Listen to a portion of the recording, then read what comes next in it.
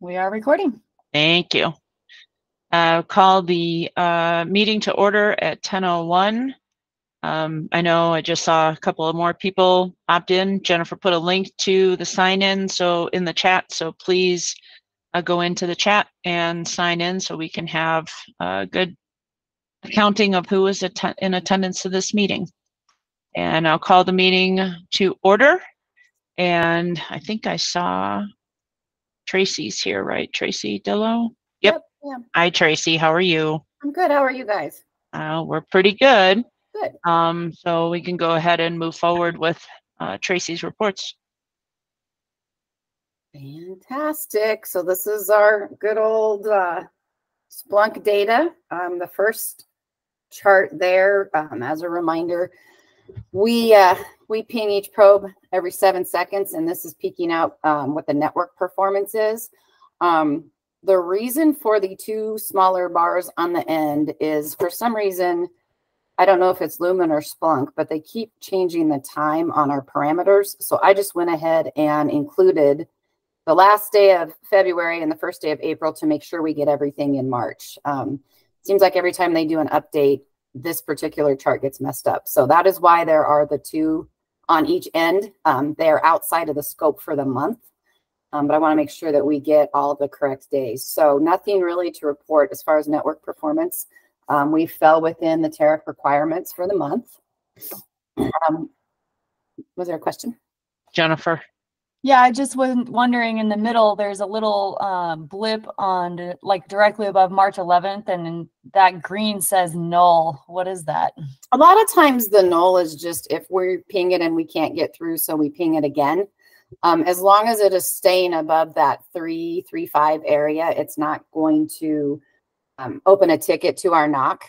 But typically when it says null, it just means when we pinged that particular node, it did not connect. So then they ping it again. Perfect. Thank you. Good news to report as well. If we look at MOS by PSAP, everything is well within the range there. A 1 is bad. Obviously, anything above a 4 is what we're looking for. This particular chart is ranking the voice quality. So again, it's part of the spill out. We throw some PSAPs down there for you to take an example of, but everything above the 4 marker, which is what we look for. And our ECMC route, again, if we see anything around a 1, that's what we don't want. Anything that is 4 or better, we like. And for the month of March, we didn't see anything out of scope, either on the Denver or the Miami side. And on the last two here, packet loss, less than or equal to 0.5%. So again, we can look at Denver and Miami. Didn't see anything in here that would warrant discussion. The last one we report on is our jitter. Again, this is measured in microseconds.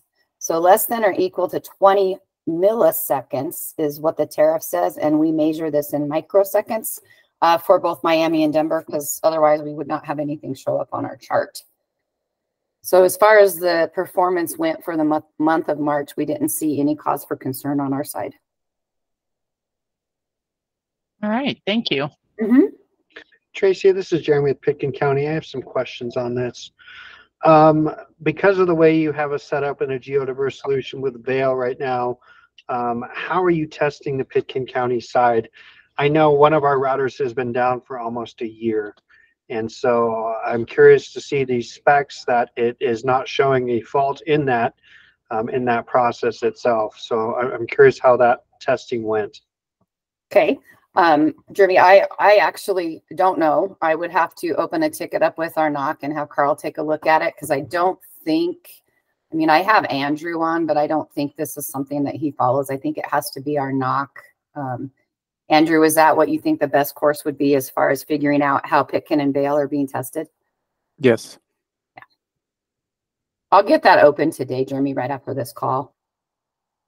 Yeah, I'd appreciate it. Like I said, the way that it is set up and the way that this has been engineered for us, that's been one of the questions we've had in that process. And so seeing this data just brought up that question was all, but I appreciate it. Absolutely. We'll look at it for you. I know we have a call later today on that very subject. So I don't know how quickly I can get my NOC to respond, but I'll open a ticket as soon as we're done today. All right. Thanks, Tracy. Mm-hmm. Any other questions?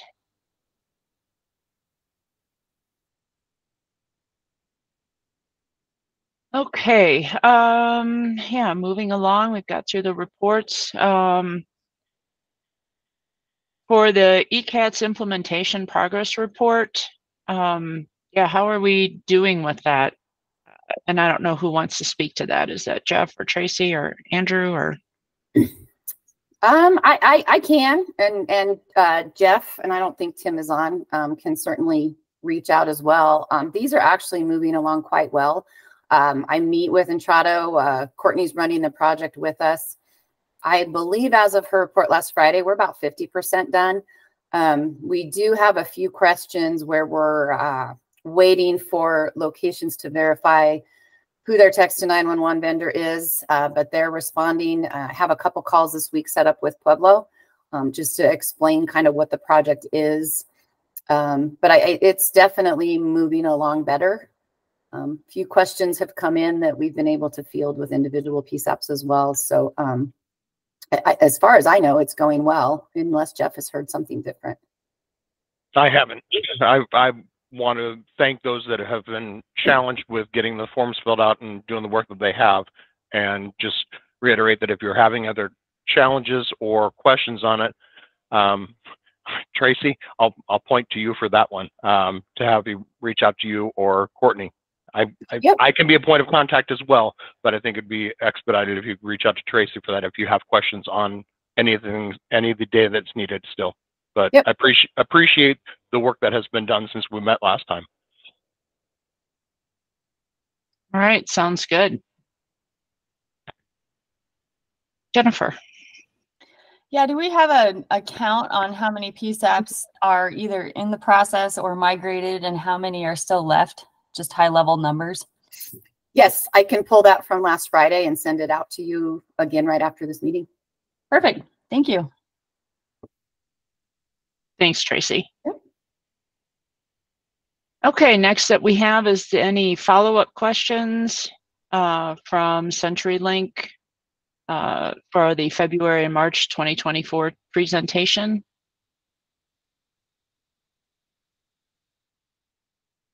And I don't know, somebody will have to remind me, I'm sorry. Did we have questions that CenturyLink was supposed to follow up on, or is this for questions in this meeting? Or both? So from my side, we don't have any questions. Okay. If there were questions that I needed to follow up on, I didn't note them, so I apologize, and you guys can shoot them over to me now. I'll be happy to research them for you. But okay, sounds good. It doesn't sound like we have any follow-up questions. Next we have is the strategic plan update. So I'm pleased to tell this group, some of you may have heard me joking as people were coming on the meeting. I'm like, hey, I saw you earlier today. So we had our second workshop this morning from 8 a.m. to about 9 a.m. Working on the update of the strategic plan. We've made some progress. One of the things that I was looking for and I reached out to CenturyLink for was a map. I reached out to Jeff and Tracy and Andrew, and they had forwarded my request to Tim. Tim is not on this call, but we are hoping that we're able to get a foundational map from CenturyLink so that we know where the fiber is. That would really help us in developing the strategic plan, to know where things are right now and where we want to go from here and what we would like to see. So that question has been posed to CenturyLink by me. Kimberly Culp developed a foundation of the, it's a graph of sorts that indicates, you know, what particular areas fall under the ESInet versus falls under the local control that she is going to share with everybody on the committee. And we are going to use that to start building a plan, along with using information that is in the current plan. I want to make sure it's clear again on this call that we're not totally discarding that. We just want to pull a plan together that everybody, or develop a plan, I should say, that everybody is in agreement with, everybody thinks gives us a really good course of action and progress forward as we move forward with NG 911. So we had our first meeting 2 weeks ago. We talked about, what we would like to see, anyone who was on that committee, what we would like to see, moving forward within the state. Today, when we met, we started a SWOT analysis and went through some the strengths, weaknesses, opportunities, and threats, and developed that. And we're going to review the document that Kimberly put together, and also the SWOT analysis. And our next meeting is scheduled for the 24th of this month at 1 p.m. That's where we are right now with the strategic plan. Once we have it developed and put it together, everyone on the committee agrees that we have a good plan, then we will present that to this group so everybody can see it. That's a little ways down the road, but I just wanted everyone in this group to know that that is the plan moving forward, and how we are going to develop it and share that information. Does anybody have any questions on that?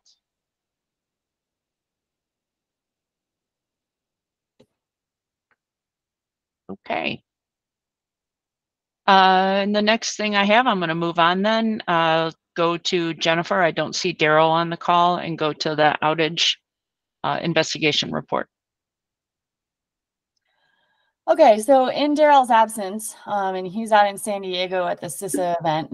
So in the course of the outage investigations that have been conducted over the last year under the new rules, the outage committee has been very busy. And I want to take a moment and extend our gratitude to the outage committee for all the work that they've done over the past year in investigating the basic emergency service outages that we've had. So we've developed, he developed the outage investigation repeat findings document that I'm going to share with you here. So this is created by commission staff, and it highlights the items that we've identified from completed PUC outage investigations that we believe represent problems, issues, or concerns that are beyond the scope of a single outage. So because we've had enough data collected, we've collected or identified some things that are happening more than once and represent potential problems with the system that we wanted to bring to this group to talk about, one, the fact that they're happening, and two, how do we want to proceed.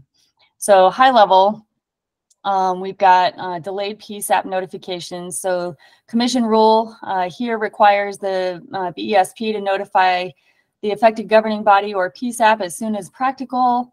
And we've got 3 investigations where there was a delay of notification of an outage.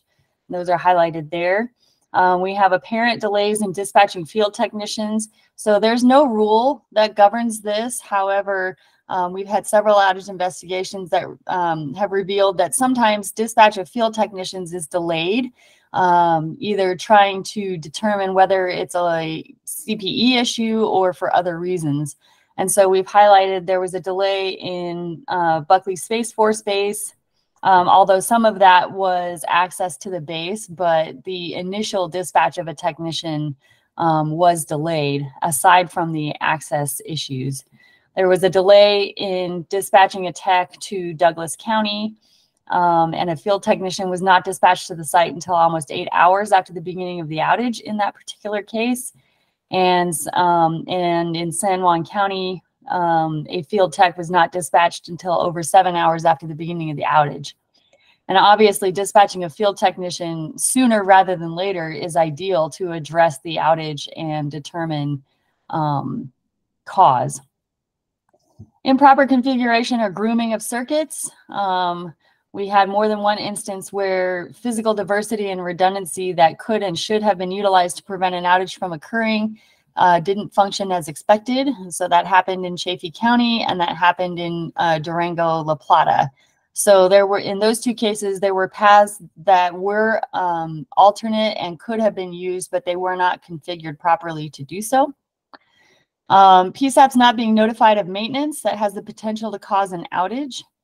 So again, there is not currently a rule governing this. That is in the notice of proposed rulemaking that's open right now. But we have recommended that the company notify of the potential for an outage due to maintenance, even if they don't anticipate that an outage will occur. And there are 2 outage investigations where that occurred listed there. Training issues for technicians and or NOC personnel were cited or identified as a factor in an outage. So we had Archuleta County, where employees disrupted a temporary splice case for an earlier outage, which caused further disruption. At Buckley Space Force Base, that technician inappropriately removed a piece of equipment that impacted the base's PSAP.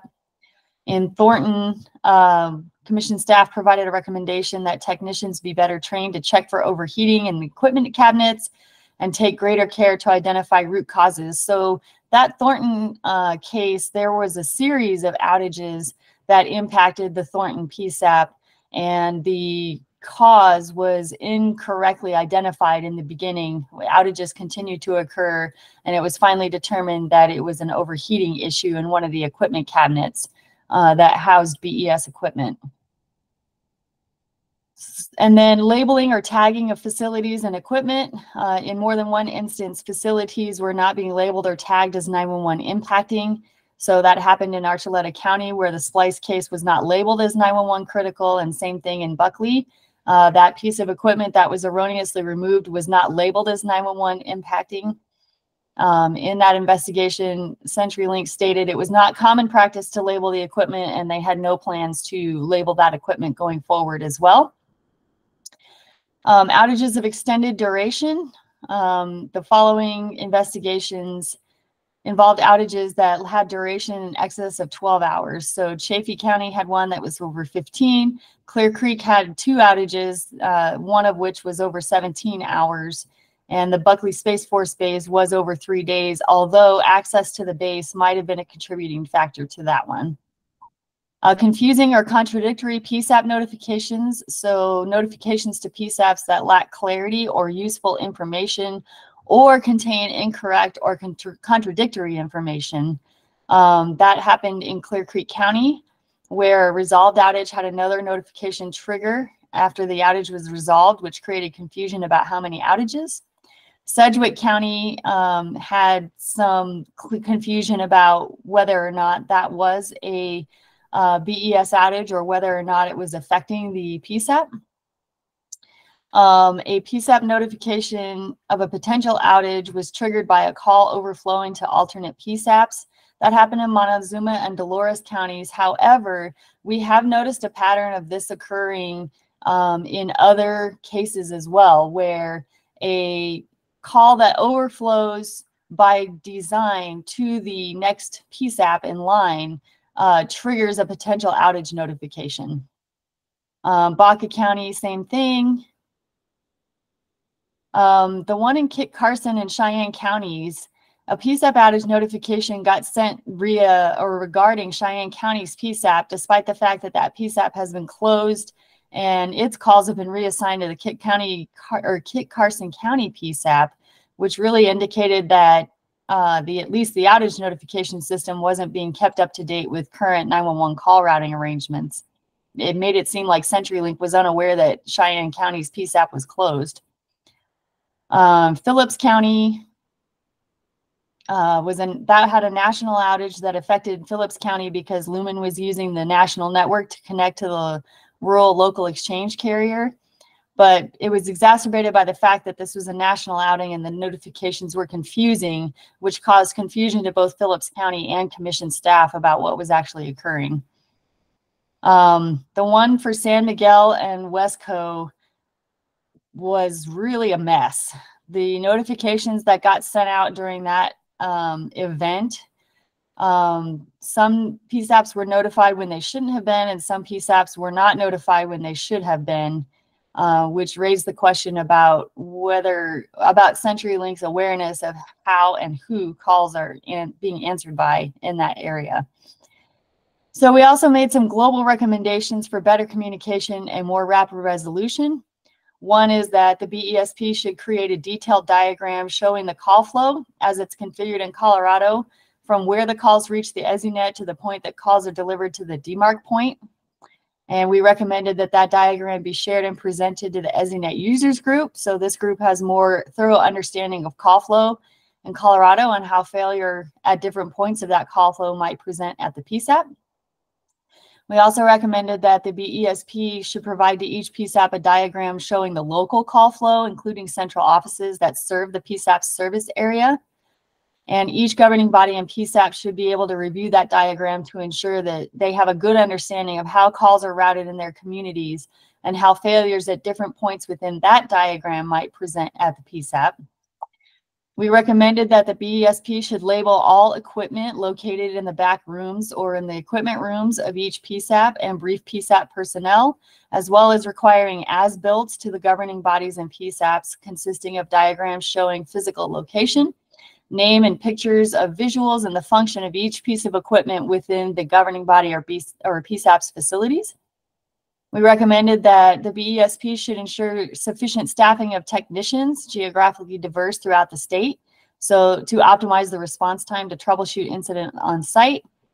We recommended that the BESP should dispatch technicians to troubleshoot incidents on site, even while remote diagnosis and troubleshooting are ongoing. We recommend that dispatching technicians to the site should not be delayed. It should be done simultaneous to other diagnostic activities in order to reduce the duration of an outage.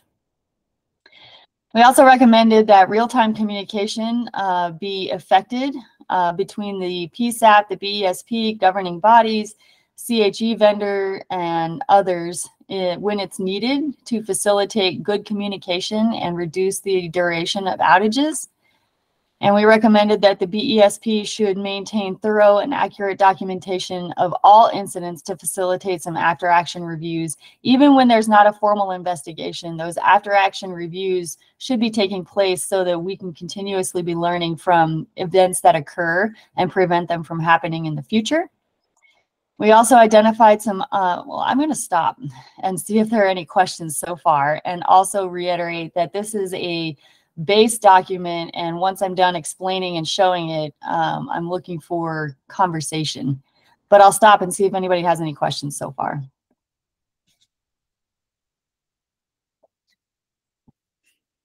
Okay. Items to watch for in the future. We're seeing in more than one investigation where there were erroneous pad activations, or that Intrado reported detecting the activation of a pad device when it wasn't activated. There are also, I don't know if it's further down in this document, but with those pad activations, we've had information come in through outage investigations that old pad devices that are no longer connected remain in PSAPs, and we've asked the BESP to go in and take those out. There have been no callback numbers provided to PSAPs for calls that couldn't be delivered, and this is governed by a commission rule.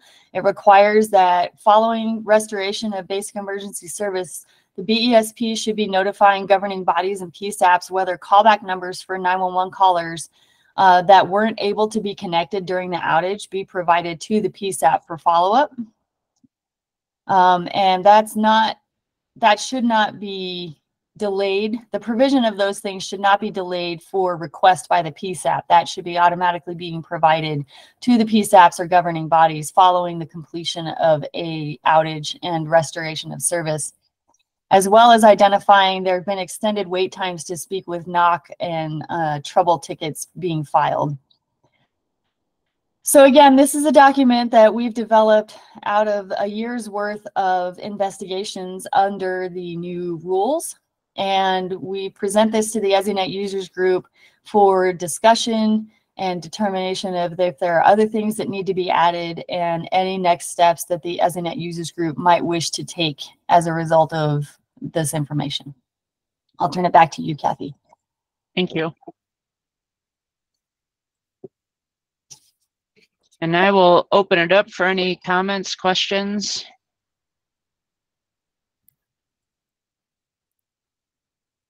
Go ahead, Matt. Just briefly, I'm a little bit surprised that there would be any pad or old make busy switches that are no longer used that haven't been just physically removed to eliminate that possible point of confusion. We were surprised too. Well, and this is Andrew with Lumen. I know of one location, and the in Walden, the technician is going. Our 911 tech is going out there today. I think when that's come up to the Lumen team, we've definitely offered a to set up a time to address that, and we'll continue to do that for sure. I know, just in the case of Walden, the customer's vendor, had checked it out and, could identify that a couple of them were disconnected with, as far as the wiring goes upon tracing them out. But yeah, we definitely want to clean that up, and we'll continue to do so. Thank you, Andrew. You're welcome. Appreciate that. Any other questions?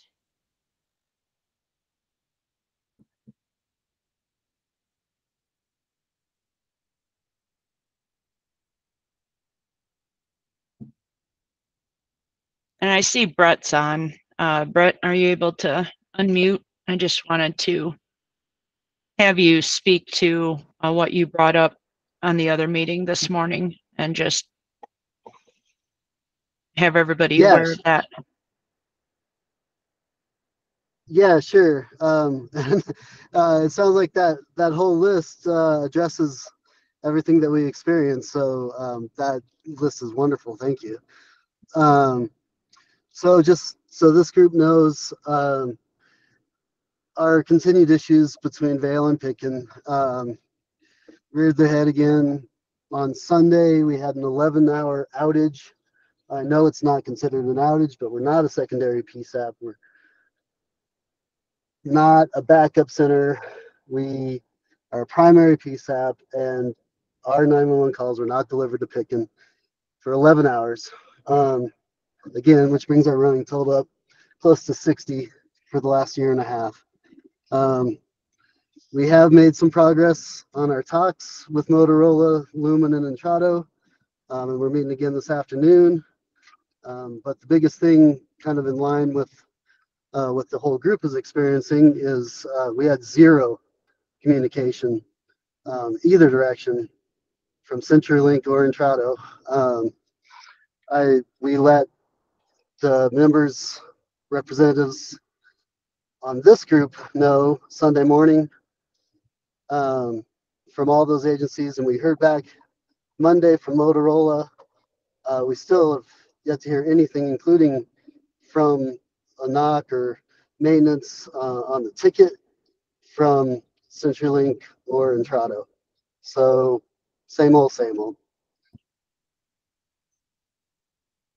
Thank you, Brett.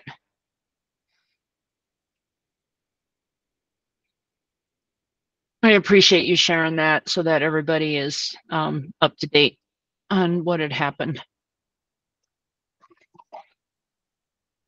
Of course, and thanks for everybody for trying to push this, all these items forward. Of course. All right, any other comments in regards to the document that Jennifer just went through? Questions?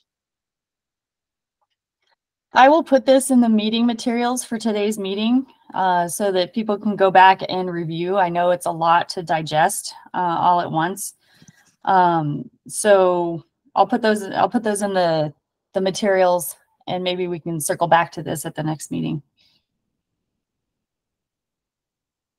Sounds good. Yeah, we'll put it on the agenda just as a follow-up. And if everybody wants to take a look at it between now and the next meeting and come up with questions or have questions, we can address those this is April, in May. So, all right. Thank you, Jennifer. Appreciate you providing all of that information. You're welcome. Sorry about that. Quick question. That's okay. For Brett. Is there a ticket number or incident number for the outage you had? I did not see one, but I definitely look into it. Yeah, there is, and probably the reason you didn't see it is because it occurred on a non-emergency network, that is the crux of what we've been fighting. Because now with this setup with the ESInet, our 911 calls are being delivered to Vail and passing through a non-emergency network, and that's where the failure occurred. I don't have the number in front of me, but there was a ticket. Okay, if you come across it and it's convenient and you want to email that to me, I can put my email in the chat so I can follow up too. Sure, and sorry, I'm driving. Is this Andrew? Yes, it is. Okay. Yeah, I'll do that as soon as I get to the office. Okay, thank you. Yeah. All right. Any other questions?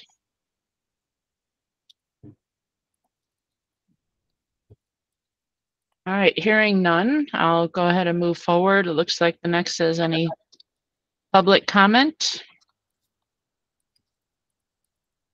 Do we have anybody who has any other comments?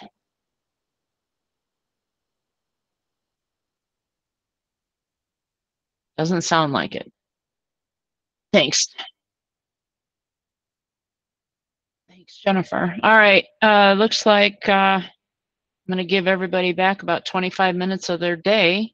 Thank you to everybody. Oh, Jennifer won't let me do that. Go ahead, Jennifer. Oh, no, I'm not going to throw a bomb into that plan. I just wanted to remind everyone that we do have a lunch and learn tomorrow on behalf of the task force. All right. Thank you for that reminder.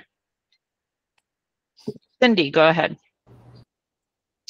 I have a question. Not sure if this would be the place to ask the question, but we received a CenturyLink bill for our ECATs. Would that be a PUC meeting topic, or would it be this one? It's for ECATs through CenturyLink. Was it the non-recurring charge, or? It is. The description is an MIS with ECATs, and it's $4,000. Oh no, it might be the one-time initial charge. Yeah, this is Kimberly. We received one as well, and you need to pay that, Cindy. Okay. And so you would pay that. I know, just for looking at what the bills look like and what you receive from the state surcharge, you probably are going to come up short for your ongoing costs, perhaps, but this is your non-reoccurring costs that you'll need to pay directly to CenturyLink. Okay, even though we were already ECATs customers and had already paid for ECATs for the year? Correct. Wow. Okay. I will. This is Kathy with Lumen or CenturyLink. Let me just put this out there. There were a few that I did submit incorrectly, not realizing that we had some that were already ECATS members. So Cindy, let me give you my email And I'll put it in the chat. And if anyone has any questions about their ECATS bill from CenturyLink, just drop me an email and we can work it out. Might want to go ahead and copy Tracy just for tracking. Cindy, Okay. which PSAP are you with? Grand Junction. Okay. Okay. Let me see. Yeah, just shoot me an email, Cindy, and I'll let you know if that's going to be adjusted. Okay, thank you. I really appreciate you guys. No problem. And that goes for anyone who has any questions on their ECATS invoice from CenturyLink. Thank you, Kathy. Is email available? Yeah, I pasted my email to the chat.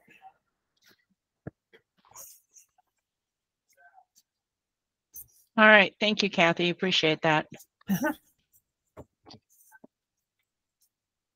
Any other questions or anything that needs to be brought up?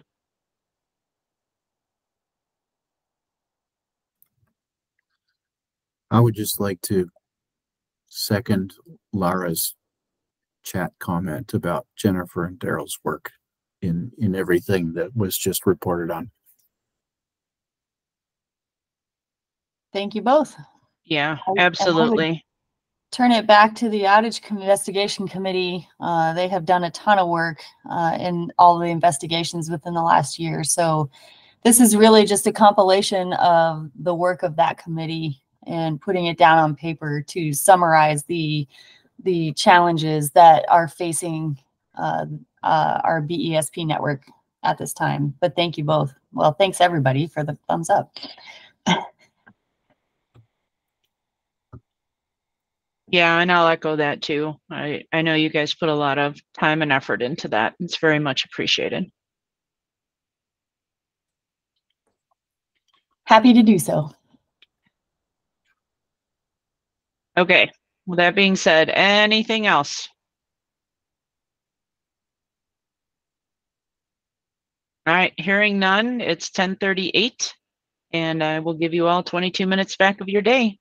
Thank you so much, and we will talk to you next month. Take care, everyone. Thanks, All right. everybody.